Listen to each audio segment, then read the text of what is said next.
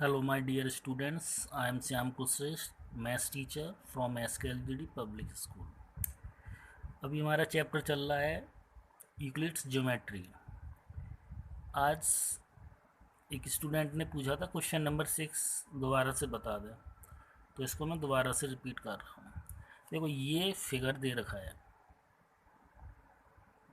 इसमें ए सी equal B D दे रखा है, यानी ये जो पॉइंट है हमारा सी, दोबारा से बता देता हूँ,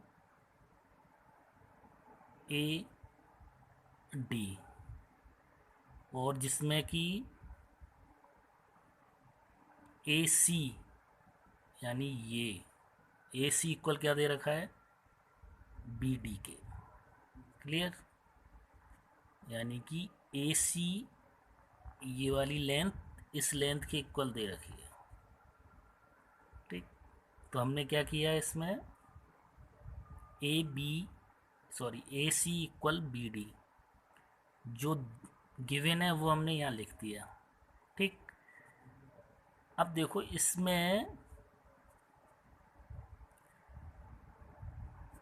इस ए सी में से ये और ये माइनस कर दिया है,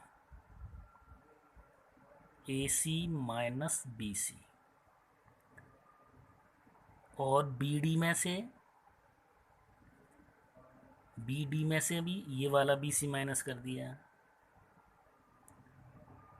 या इसको हम बोल सकते हैं कि दोनों साइड हमने बी सी सब्ट्रैक्ट कर दिया है। ठीक है, ठीक है, क्या कर दिया है, बी सी सब्ट्रैक्ट किया है। जब आप ए सी में से बी सी को माइनस करेंगे, इस पूरी लेंथ में से अगर इतनी माइनस कर देंगे तो क्या बचेगा, सिर्फ ये वाली लेंथ ए एंड बी। ऐसे इस बी डी में से बी सी को माइनस कर देंगे तो क्या बचेगा, सी और डी। बस वही लिखना है, A B and C D. Clear हो गया ये? यानी ए और सी में से अगर इस वाली लेंथ को हमने माइनस कर दिया, यानी ये हटा दिया हमने, यहाँ से बी सी हटा दिया ए सी में से, तो क्या बचेगा, यहाँ से यहाँ तक की लेंथ वो कितनी है, ए बी। इसी तरीके से बी और डी में से हमने बी सी हटा दिया तो क्या बचेगी, ये वाली डिस्टेंस और ये वाली, ये लिख दी। यही प्रूफ करना था हमें। ओके, एक्सरसाइज 5.1 में ज़्यादा क्वेश्चन नहीं थे, फिर भी अगर कोई भी नहीं आ रहा है तो आप दोबारा से पूछ सकते हो। ठीक है, अब मैं एक्सरसाइज 5.2 स्टार्ट करता हूँ। ये सारी जो एक्सरसाइज हैं जो मैंने थ्योरी बताई थी, जैसे एक्जियम्स एंड पोजुलेट्स, तो उसी के ऊपर डिपेंड है ये पूरी।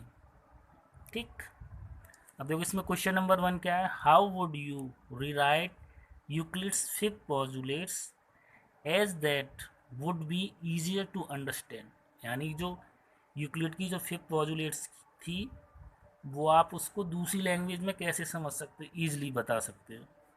तो मैंने लिखा है, two distinct intersecting line can not be parallel to the same line. ठीक है, अब फिफ्थ पोजुलेट्स क्या था, बताओ क्या था, कौन बताया? फिफ्थ पोजुलेट्स ये थी, कोई भी अगर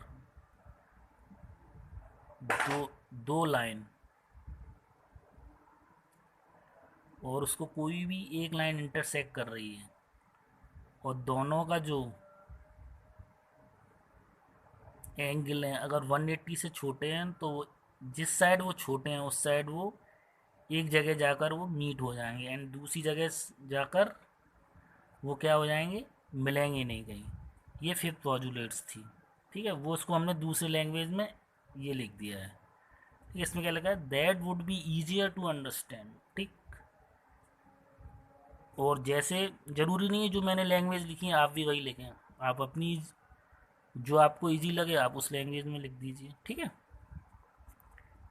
अब देखो सेकंड जो क्वेश्चन है, does Euclid's fifth postulates imply the existence of parallel lines explain.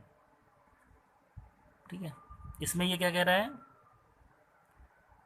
Does Euclid fifth postulates imply existence of parallel lines. इसका आंसर, इसका मीन क्या हुआ, एग्जिस्टेंस ऑफ पैरेलल लाइंस। इस क्वेश्चन में ये कह रहा है क्या यूक्लिड के फिफ्थ पोस्टुलेट से पैरेलल लाइन एग्जिस्टेंस हो रहा है या नहीं। एग्जिस्टेंस मीन्स होता है हिंदी में अस्तित्व, ठीक। तो आंसर क्या है, यस। अब इसको एक्सप्लेन कर रहे हैं हम। According to Euclid's fifth postulates, when line X falls on line Y and Z, ये एक्स लाइन है, ये किस पर फॉल हो रही है, वाई पर और जेड पर, ठीक। अब एंगल 1 ये और एंगल 2, इसकी वैल्यू अगर 180 डिग्री से छोटी है, then line Y and Z on producing, then they will meet in the side. अगर इसको प्रोड्यूस कराएंगे हम, यानी आगे बढ़ाएंगे, तो ये क्या हो जाएगा, एक जगह मिल जाएंगे ये, ठीक है। कब होगा, किस कंडीशन में, जब angle 1 and 2 which is less than 180 degree. ये तो होगी इसकी फर्स्ट कंडीशन। सेकंड कंडीशन क्या है, if 1 plus angle 2, angle 1 plus angle 2 equal 180 degree होगा, then they do not intersect, ठीक है। देखो अब मैं बताता हूँ, जैसे ये दो लाइन है और ये मान लिया हमने एंगल 1 और ये मान लिया हमने 2, इन दोनों का सम 180 हुआ, तो ये क्या होगा, इस पैरेलल लाइन बन जाएगी ये, ठीक है। और पैरेलल लाइन कभी भी इंटरसेक्ट नहीं होती है, क्योंकि उनके बीच की जो एक डिस्टेंस है वो हर जगह क्या होती है, इक्वल होती है। तो हमने फिफ्थ पोस्टुलेट के अकॉर्डिंग ये चीज़ हमने एक्सप्लेन कर सकते हैं पैरेलल लाइन को, ठीक है। अगर पैरेलल लाइन यदि दो लाइनों के बीच के जो एंगल का सम अगर 180 आ रहा है तो वो पैरेलल हो जाएंगी, अगर नहीं आ रहा है, इससे छोटा आ रहा है, तो कहीं ना कहीं मिलेंगी। बस यही क्वेश्चन था, ठीक है।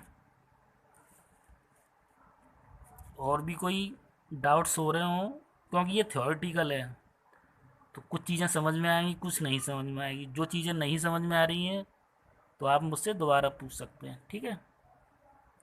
आज की वीडियो में ही ख़त्म करता हूँ। Thank you.